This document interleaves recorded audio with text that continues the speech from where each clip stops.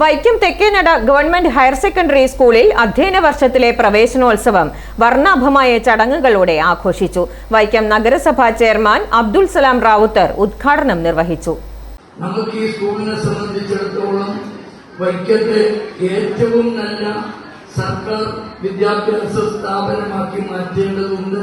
ഇപ്പൊ നിലവിൽ ഏറ്റവും മികച്ച വിദ്യാഭ്യാസ സ്ഥാപനമാണ് നമ്മുടെ GHS Vaikom Thekkenada.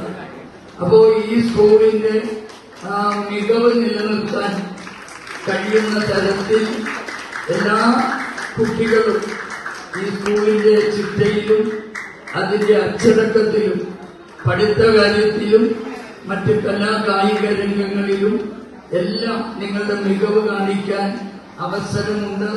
PTA president Manoj അധ്യക്ഷത വഹിച്ച ചടങ്ങിൽ സ്കൂൾ പ്രിൻസിപ്പൽ ജോൺ എഫ് സ്വാഗതം ആശംസിച്ചു. സ്കൂൾ പൂർവ്വ വിദ്യാർത്ഥിയും പിന്നണി ഗായകനുമായ വി ദേവാനന്ദ് മുഖ്യാതിഥിയായിരുന്നു. വാർഡ് കൗൺസിലർ അനിൽകുമാർ മുഖ്യപ്രഭാഷണം നടത്തി.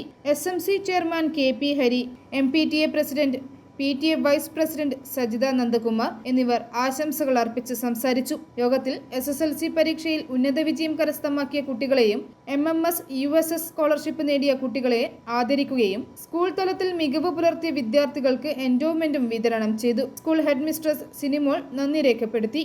i4 news Vaikom.